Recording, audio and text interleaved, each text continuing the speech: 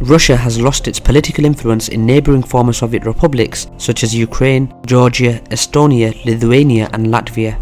Yet according to some worried Western analysts and pro-Kremlin propagandists, Moscow apparently has a huge geopolitical influence in the Middle East. The Kremlin failed to protect ethnic Russians in the Baltic states on numerous occasions, but it is allegedly determined to protect its interests in Egypt, which is almost 1,000 miles away from the Russian borders. I'm your host Kasim, and thanks for joining me for another KJ vid. In this video we will discuss Egypt's relations with Russia.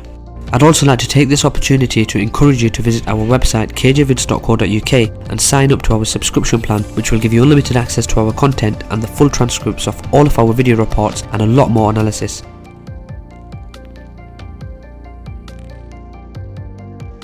Since the Camp David Accord signed by Egyptian President Anwar Sadat and Israeli Prime Minister Menachem Begin on 17 September 1978, Egypt has been the cornerstone of American regional policy. It is one of the United States' most important client states in the Middle East. Washington has invested a great deal of money and political capital in its relationship with Cairo. Egypt is the second largest recipient of American aid behind Israel, receiving over $80 billion over the last 40 years. Still, some geopolitical theorists believe that the US might lose Egypt to Russia, which is unable to keep former Soviet republics under its sphere of influence, let alone to control the largest Arab country. In the past, Egypt was a Soviet client state, but even then Cairo resisted interference from the Soviet Union. Also, modern Russia does not have nearly as much power as the Soviet Union once had. Along with Saudi Arabia, Jordan, Morocco and the Gulf states, Egypt has also helped to create a regional order in the Middle East in which it is relatively cheap for the US to pursue its interests in the region. The Egyptian leadership helps the US get oil out of the Persian Gulf through the Suez Canal. At the same time, it is at peace with Israel, and the Egyptian authorities have been partners with the US in containing terrorists in the region. Presently, Egypt is not seeking to replace the United States as its main sponsor, but rather to supplement it with Russian support. Washington, on the other hand, does not show any signals that it opposes Russian-Egyptian relations, as arguably it does not see them as a threat to the American interests in the region. In theory, Egypt no more wants to be dependent on Russia than it wants to be dependent on the United States. In reality, however, Cairo might get dual dependency instead, even though Egypt, at least officially, seeks to diversify and balance its foreign options. Since 2014, Egypt has been increasingly turning to Russia for arms sales. However, it is not easy to switch military operating systems on a dime, especially after 4 decades of Egypt relying on American equipment and training in all areas except for missile defense. Still, due to years of internal erosion of the Egyptian state, Cairo is presently a less capable regional actor than it was several decades ago.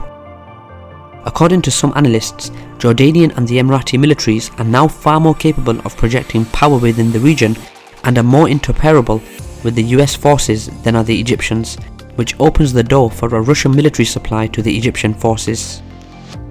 Moscow is vying for the role of an arms exporter of choice for the entire Middle East and North Africa, as the region is already the second largest purchaser of Russian arms.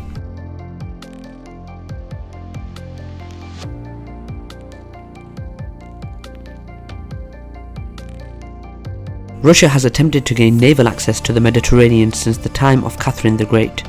According to some historians, the Empress believed that the Mediterranean was a crucial component of making Russia a great power.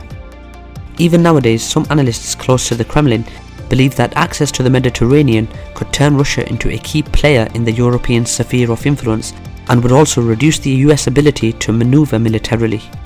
The problem, however, is that the only way for Russia to access the Mediterranean is through the Bosphorus and the Dardanelles, which are controlled by the NATO member Turkey. In spite of that, a couple of years ago the Kremlin announced a very unrealistic project related to the Egyptian ports.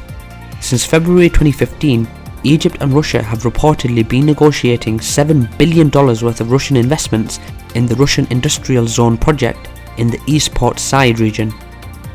The zone would be established on an area of 5.25 million square meters and would be built over 3 phases, according to a statement issued by the Suez Canal Economic Zone. The Russian Deputy Minister of Industry and Trade, Georgy Kalmanov, said in July 2017 that the Russian industrial zone would act as a platform for Russian products to enter the Egyptian and African markets. In reality, Russia is a heavily deindustrialized country, and apart from a few raw materials, gas and oil, as well as arms to a certain extent, it virtually produces nothing significant. The largest share in the growth of GDP is contributed by the export of fuel and energy resources and raw material, and also because of high prices of these commodities on the international market. Only 2% of the growth in GDP can be attributed to the genuinely competitive sectors that have managed to counter imports and increase their own production. The ruling class of Russia have concentrated in its hands unrestricted power following the dissolution of the Soviet Union, and began to systematically undermine the very base of socialist production, large-scale industrialized production. The state started to sell the industrial enterprises to foreign buyers under the pretext of the need to increase the effectiveness of these enterprises. Consequently, from a superpower, Russia has been reduced to the status of a middle-order nation. In spite of such poor economic performances, Russian state-owned company Rosatom is set to build the nuclear power plant in Egypt with a Russian loan worth some $25 billion, marking the largest non-raw material export deal in Russia's history. Also in September 2018, a contract to produce and supply 1,300 new railway vehicles to Egypt has been concluded as the largest deal in the history of the Egyptian railway. In the energy sector, Russian oil giant Rosneft bought a 30% stake in Egypt's Zohr gas field for $1.125 billion in 2017, becoming a key player in developing one of the largest gas deposits in the Mediterranean Sea. Apart from that, Russia has been the single most significant source of tourists to Egypt for years. It is worth mentioning that the American Senate Appropriations Committee holds up to $300 million in aid until Egypt compensates an American injured when the Egyptian military fired on a group of tourists near the Libyan border.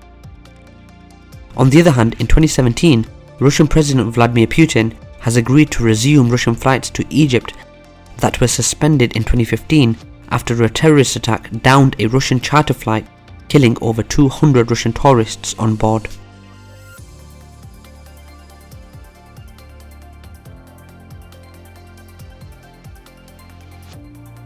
In spite of occasionally tense relations between Washington and Cairo, Egypt would most likely continue to allow US Navy ships access the Suez Canal, for which the US pays an annual $1.3 billion in military assistance. According to Andrew Miller, the Deputy Director of Policy at the Project on Middle East Democracy, the real danger for the United States is not that it might lose Egypt to Russia, but that this nation of nearly 100 million could sink into obscurity or even state failure due to poor governance, rapid population growth, and economic fragility. Russia, on the other hand, will keep looking for every export opportunity for its sanctions-hit economy, but will unlikely turn Egypt into its client state.